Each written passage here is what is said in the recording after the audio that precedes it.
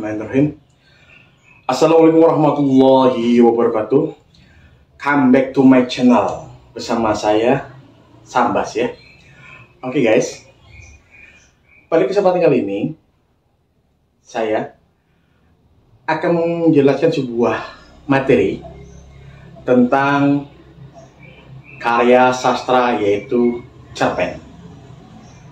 Apa sih itu cerpen? Ya, cerpen adalah sebuah karya sastra dalam bentuk prosa. Ingat, di dalam sebuah karya sastra itu ada 3. Yang pertama, puisi. Yang kedua, drama. Yang ketiga, prosa. Nah, di sini prosa itu ada 2, ya. Novel, cerpen. Dalam sejarahnya itu nanti dibagi lagi ada 2, prosa lama dan prosa baru. Oke, pada kesempatan kali ini saya akan menjelaskan tentang cerpen, tapi bukan cerpennya. Adapun yang akan saya jelaskan adalah tentang unsur intrinsik dan ekstrinsik atau unsur pembangun sebuah cerpen. Dalam hal ini, yang pertama saya akan menjelaskan dulu apa itu unsur intrinsik. Ya, unsur intrinsik adalah sebuah unsur pembangun dari dalam. Di dalam itu tidak apa saja. Yang pertama, ada tema. Yang kedua, ada tokoh dan penokohan. Yang ketiga, ada alur atau plot. Yang keempat, itu ada setting atau latar. Yang kelima, ada gaya bahasa. Yang keenam, itu ada point of view atau sudut pandang. Dan yang terakhir adalah amanat. Oke guys, mari kita bahas yang pertama dulu. Apa itu tema? Tema adalah sebuah ide atau gagasan utama dalam sebuah cerita. Pada saat kita membaca sebuah karya sastra cerpen, pasti di dalam itu ada sebuah tema. Tema itu apa sih? Yang mendasari cerita itu ada, atau dasar sebuah ceritanya. Contohnya, ada tema religius, ada tema tentang sosial budaya, ada tema budaya. Contoh saja seperti cerpen karya Ahmad Tohari yang berjudul Pengemis dan Sholawat Badar. Pengemis dan Sholawat Badar itu mengisahkan tentang perjalanan tokoh aku di dalam sebuah bis, kemudian bertemu dengan seorang pengemis yang di dalam itu melantunkan sebuah sholawat. Nah, dalam cerita itu di dalam itu adalah ada aspek religius dan ada aspek budayanya. Nah, itulah yang dimaksud dengan sebuah tema. Oke, kalau tema sudah selesai, sudah paham kan? Ya. Yang kedua, kita mengacu kepada tokoh dan penokohan. Ya. Tokoh itu apa sih? Tokoh adalah pelakunya di dalam sebuah cerita itu.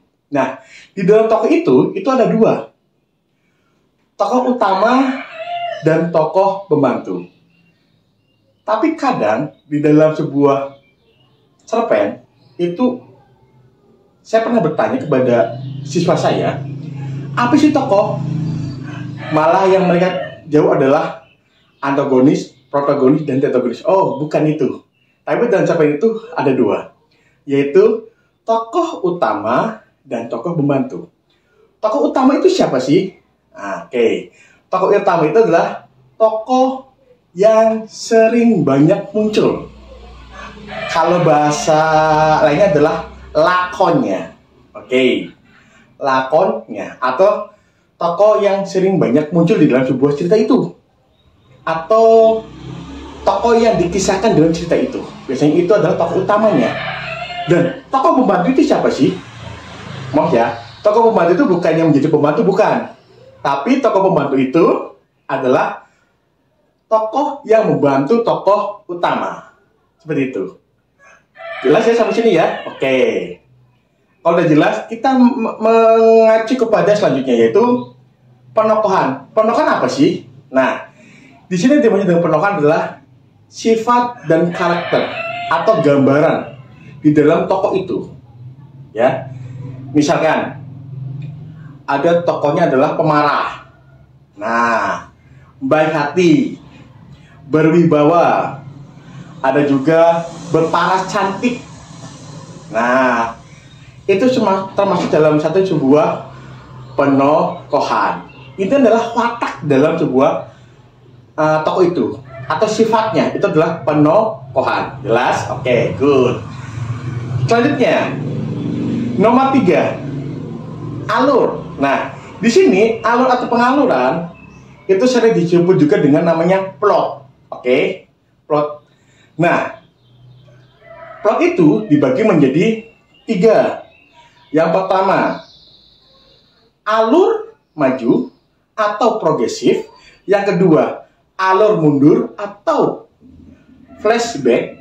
Yang ketiga, alur campuran. Nah, kalau digambarkan bagaimana sih alur maju itu? Oke. Alur maju kalau kita gambarkan sebuah pertandingan tinju, nah di situ alur maju adalah ada pengenalan dulu siapakah atlet tinjunya. Nah, kemudian masuk ke dalam ring. Nah, di situ ada klimaks, puncak, dan kemudian sampai menentukan sebuah pemenang. Itu alur maju. Kalau digambarkan menggunakan alfabet, itu seperti berurutan A, B, C, D, E. Jelas ya? Oke, terima kasih. Good. Yang kedua adalah alur flashback. Alur flashback atau alur sorot balik adalah sebuah pengaluran dimulai dari awal kemudian menceritakan masa lalu. Nah, itu alur flashback. Inti alur flashback adalah menceritakan masa lalunya.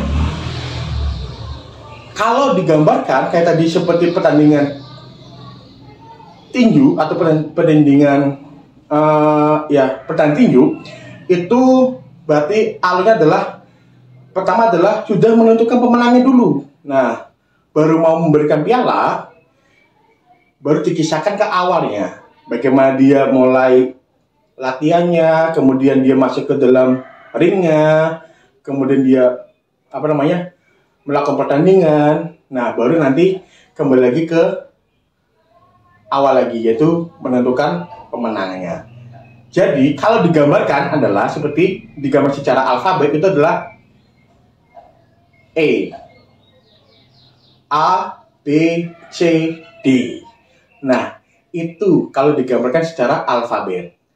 Dan yang terakhir adalah alur campuran. Alur campuran adalah perpaduan antara alur maju dan alur mundur. Iya. Jadi perpaduan di sini adalah misalnya digambarkan secara alfabetis. Jadi misalkan menceritakan awal dulu. Nah, misalkan pengenalan dulu si tokohnya, kemudian dia masuk ke arah mau ke endingnya. Nah, kemudian lagi kembali lagi ke awal lagi. Nanti baru penutupan atau endingnya. Nah, kalau digambarkan secara alfabetis itu seperti misalkan A, B, kemudian D, kemudian B lagi, kemudian C, D, E. Seperti itu. Mungkin nanti kalau membuat sebuah contoh capaiannya itu banyak sekali yang campuran. Jelas ya sampai sini ya? Oke. Dan yang keempat itu adalah jadi tentang setting atau latar. Ya. Latar di sini dibagi menjadi 3. Ada latar tempat, ada latar waktu, dan ada latar suasana. Latar tempat berhubungan dengan tempat terjadinya sebuah peristiwa atau sebuah yang diceritakan dalam sebuah cerpen. Contoh, dalam sebuah cerpen karya Ahmad Tohari yang berjudul Pengemis dan Shalawat Badar, itu tempatnya itu ada di satu terminal, dua dalam bis. Nah, contohnya seperti itu. Itu tempat. Ada juga kalau robohnya surau kami Anafis, itu ada tempat sebuah pedesaan, ya, di dalam sebuah surau yang hampir ambruk, itu seperti itu. Terus kemudian yang kedua, latar waktu. Latar waktu itu berhubungan dengan waktu, ya, seperti siang hari, menunjukkan jam, malam hari, itu adalah latar waktu. Terus bagaimana dengan latar suasana? Latar suasana itu adalah tentang tekanan batin, misalkan dalam keadaan sedih, kemudian gembira, galau. Nah, itu menandakan sebuah suasana. Oke. Dan yang kelima itu adalah tentang gaya bahasa. Dan gaya bahasa ini, dari apa yang saya pernah baca, itu gaya bahasa sebenarnya menjadi dua. Gaya bahasa daerah dan gaya bahasa majas. Oke. Atau kalau gaya bahasa daerah itu dikatakan adalah gaya bahasa ibu, di mana tempat suasana itu atau si tokoh itu menceritakannya. Biasanya kalau kisahnya di Jawa, di dalam sebuah cerpen itu biasanya ada ada seperti gaya bahasa daerahnya, seperti gaya bahasa Jawa, yang sering kedengar monggo. Nah, itu bisa. Kalau kita lihat sebuah cerpen yang dari menceritakan tentang di luar negeri, ya nanti ada sebuah bahasa asingnya. Itu juga termasuk dalam bentuk bahasa daerah atau bahasa ibu. Yang kedua tentang bahasa majas. Bahasa majas adalah bahasa untuk mempercantik atau memperindah sebuah cerita. Nah, di sini majas itu banyak sekali dalam sebuah cerpen. Yang sering muncul dalam sebuah ujian biasanya adalah metafora, personifikasi, hiperbola. Contoh hiperbola adalah darah itu mengucur deras saat peluru menembus kulit prajurit itu. Itu contohnya hiperbola. Darah itu mengucur deras, itu nggak mungkin. Yang kedua, contohnya adalah misalkan gaya bahasa majas personifikasi. Contohnya seperti ini. Mesin itu menjerit, meraung-raung pada saat bis itu mulai berangkat. Nah, di sini nggak mungkin. Mesin itu nggak mungkin bisa menjerit. Kenapa? Karena gaya bahasa personifikasi adalah benda mati menyerupai makhluk hidup. Oke, sampai paham ya? Iya, terima kasih. Kemudian selanjutnya tentang point of view atau sudut pandang. Oke, di sini sudut pandang itu dibagi menjadi dua, bukan tiga ya, bagi menjadi dua. Sudut pandang orang pertama dan sudut pandang orang ketiga. Oke, sudut pandang orang pertama adalah tentang aku, ya, akuan atau tokohnya menggunakan aku. Dan sudut pandang orang ketiga itu adalah sudut pandang diaan. Si tokohnya menggunakan dia atau menggunakan nama orang tokoh utamanya. Jelas? Oke. Dan yang terakhir adalah tentang amanat. Amanat itu apa sih? Pesan yang dapat diambil dari cerita itu. Nah, itu amanatnya. Kenapa? Karena sebuah karya sastra itu harus mengandung, istilahnya adalah dulce et utile, berguna dan bermanfaat.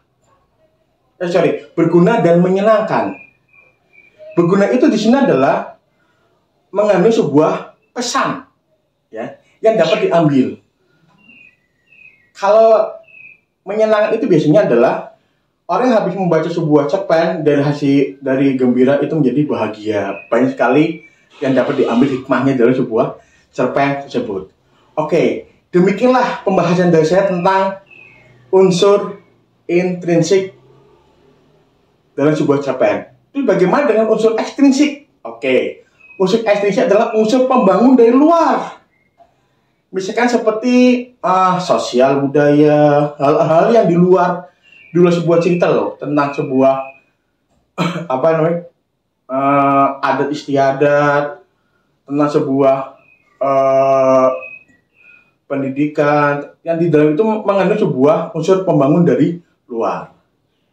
Untuk lebih jelasnya nanti saya akan terangkan bagaimana unsur ekstrinsiknya. Oke, demikian pembelajaran pada kali ini. Terima kasih. Assalamualaikum warahmatullahi wabarakatuh.